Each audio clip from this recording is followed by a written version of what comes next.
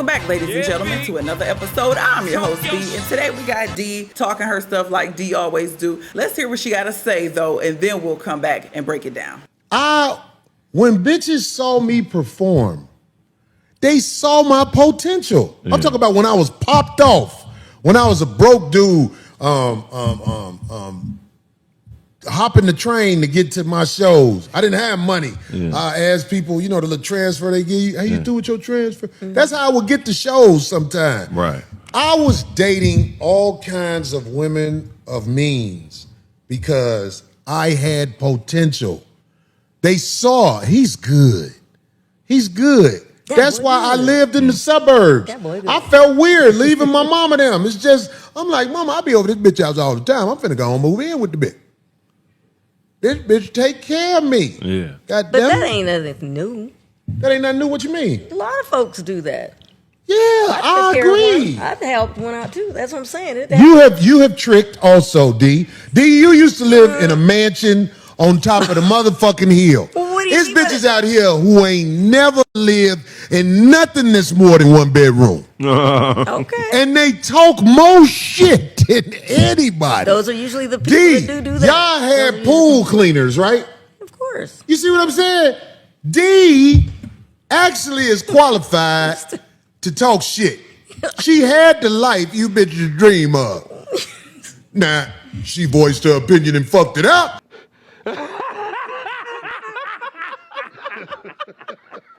But no, I did not. Man, people get tired of stuff. Look, man, I'm fucking with you, D. No, D. Look, let me tell you something, D. D, you did an album cover when you was young. Two album covers. The other one wasn't shit. But I'm saying the main one. Wow. I'm fucking with you, D. Everybody know you from it's the Power album cover, right? And videos. Darlene, listen to me. You was a baddie. You got chose by a boss ass nigga, even though y'all came up together. Am I right? He saw, in my Corey voice, look, he saw potential. He left his other bitch and was like, I'm gonna be with you. No, right? He was like, bitch, you get the fuck on. Darlene is the shit. This who I'm gonna be with. Am I lying? No, you're not. But he wasn't with her already. What you mean he wasn't with her? Let him tell it. I mean, he wasn't with her already. He had already broke up with homegirl. Okay, well, whatever. The other bitch had to get out, right? Yeah. Is that a lie? No. The other bitch had to go. And he moved you in and had a son with you. Am I right? Eventually, but not right away. We didn't have kids for like. No, y'all didn't have a place. Y'all built up everything. Am I right? Sure, yeah. Several apartments before we got her home. Yeah. These hoes out of here ain't never did shit but talk like they matter. They ain't never did shit. Darlene was in the trenches. Oh, hell yeah, man. Bitches don't be in the trenches, Corey. They don't like to be in the trenches. No. Darlene did dirt. Yeah. She drove the getaway car. Yeah, I did. Yes. How you know? I know, yeah. What? Darlene, motherfucker talk all this shit. Oh, I remember they had some shit. Darlene say racist shit on the motherfucking show. I'm like, man. I cover stories. Sorry. All you cake ass niggas, trust me, if there's one woman that I know of in LA who should never be called racist, is Darlene. Darlene has received black cock.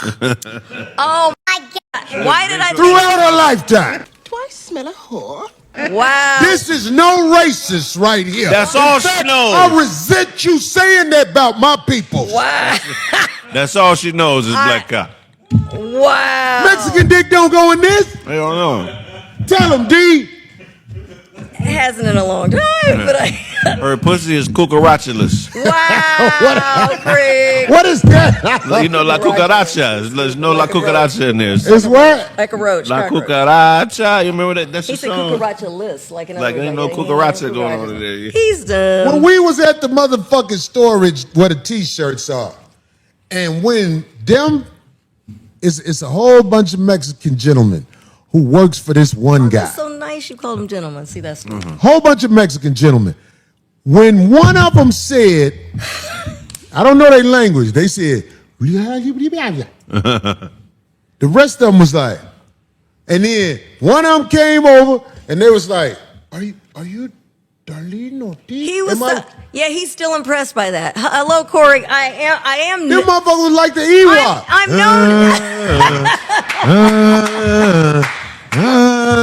known to some people, Corey. I'm known to some people. I have a little bit of, I know you know. D, do you know how many niggas, they be like, Corey, you gotta let me on the show. I gotta get up there and get D. All I'm saying, Darlene has gotten criticism by some of the motherfucking weakest motherfuckers in the world. And I'm not talking about just men. I'm talking about men and women. But y'all ain't did nothing in life.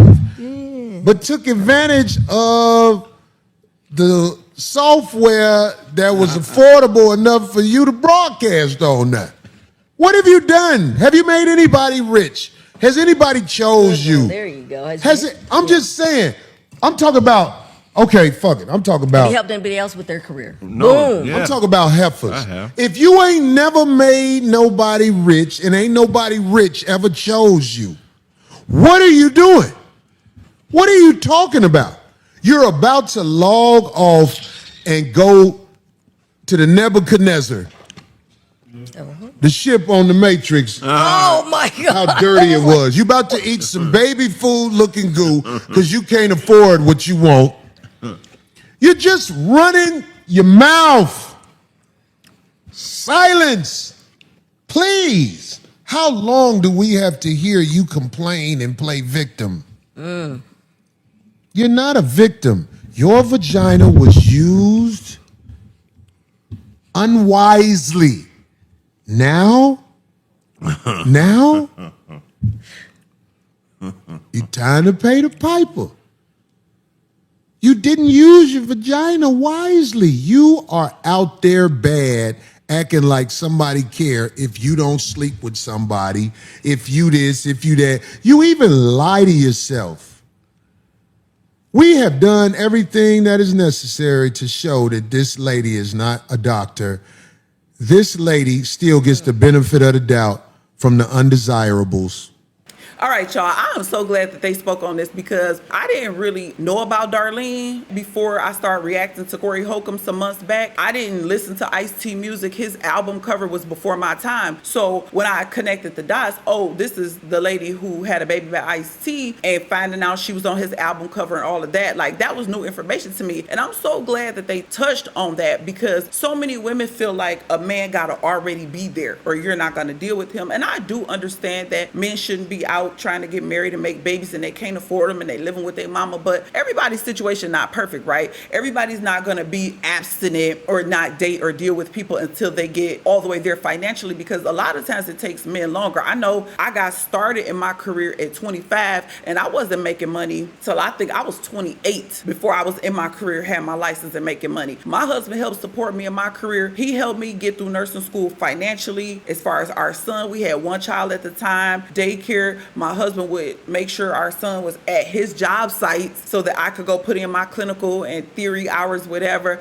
But just for her to say Ice-T wasn't Ice-T when she met him, they ain't had no money like that. She supported him and trusted him and saw his potential. And I know women are like, we don't marry potential, we don't build with men. And I do understand every man is not worthy of that. I hear y'all, I don't know of any, but I hear y'all saying that men you'll build with the man and then he'll leave you. You know, I don't know of it, but I hear it on the internet. I hear women saying they'll leave you and go get with a white woman. I've never seen it, but I hear women say it. But again, Darlene did it with Ice-T. Now, I don't know about driving getaway cars and some of the other stuff she did. And Corey said she ran her mouth too much, and that's why she, lost everything and not end up being Ice-T's wife. And we all know he went on to marry that white woman. So I don't know all the particulars, ins and outs of that. My commentary is focused on building with a man, helping a man. The right black man, let me say, is worthy of that, in my opinion. I did it with my husband. We almost 11 years apart. He was starting over. I was a freshman in college. He used to drop me off at the university. I wasn't even working for real when I met him. He was just trying to get himself reestablished in life from some of the stuff he was going through, and we built together. We worked jobs. I worked, he worked. After about 10 years, he got tired of working for people, and I had to help him him and realized that he needed assistance. He needed me to speak life into him to start his own business. And when you first start your own business, it's gonna be shaky. Anybody who started a business without a business loan and a whole lot of money saved up, you know that it can be very sketchy in the beginning. And I held him down. Just like he helped me get through nursing school, I didn't get the big head when I started making money and left him hanging. I got the big head for a second, to be honest, but I got that in check. I didn't leave him for somebody else. I'm a level up, this and that. And when it was his turn to start his business, it was the same way. I remember one time my husband had just started his business and the business deal went left and he had to pay his worker that had worked on him with that contract, but he didn't get the money from the customer. So I had to pay. I had to reach into my account and pay the worker who worked with my husband. So that's what I'm talking about as far as building with the man. And then later we would go on to my husband being like, my business is popping, it's doing good. You ain't gotta work no more. You can go put them, we gotta like joke. I'm like, I retired my scrubs. I put my scrubs away. There's no need for me to work and take care of nobody for real no more. It did what I needed it to do for my kids and for like difficult times. But for the most part, you don't need to do that no more. Let me give you back what you gave me. You could just sit at home with the kids and I'm gonna take care of you and pay the bills, etc. There was a time where we couldn't do that. There was a time when me and my husband was so broke, we used to share $5 and go to Wendy's to the dollar menu and eat. We both would pick 2 items because that other dollar had to cover the tax. That's so when I talk about building with a man, I'm talking about the right man. Obviously, that's where vetting and things like that come into place. But just to disregard our men and hold them to such a high regard as if we all got our ish together, as if we all come from 2-family homes where they're upper middle class and rich in wealth, and I'm not gonna talk to a man till he's already in his career and he already making money. That sounds good on paper, but that's not necessarily what happens in real life. So I'm so glad that Darlene spoke on this to say that she was with Ice-T before he was making money, and then once he got on and got his money, he took care of her and had her on the album cover and all that stuff. I ain't with exploiting your woman. The world shouldn't see your woman butt cheeks if you care about her, but that's how I think. They did what they did, and of course he went on to marry Becky. But the point is building with your man and it being worth it, and society telling us black women that men need to already have they ish together. We don't need to build with them. We don't need to help our men. They need to just have all this money and spoil us and trick off on us. And I am definitely for doing what you feel like your woman deserve. I'm not that telling men what they should and shouldn't do for their woman. I'm just saying to be realistic, especially if you know the type of background that your husband came from. I had no problem helping my husband get on his feet in the beginning, going 50-50 with bills, doing 70-30, 100-0 sometimes over the course of our 20-year relationship. We've done it all to get to the point in the latter years for him to be like, you ain't got to work. Or sometimes I would work 3-4 months out of the year and to spend the other 8-9 months sitting at home, things like that. So the potential is there for a black man to truly love a black woman, for her to build with him in the beginning and help him get to where they want to be, and then for him to retire her, so to speak. So I really enjoyed them going in a little bit more on Dee, because some of us don't know a lot about her and her history. So y'all leave me a comment and let me know what y'all have to say on the topic of building with a woman and women being told that basically they stupid for building with a man. I'm stupid for building with my husband. He should have had all that together before we got married and had a child, which is understandable, but life don't always fit in the square box that people try to put it in. Y'all leave me a comment. Let me know what you think. Till the next time, I will catch y'all on the next episode. Peace out.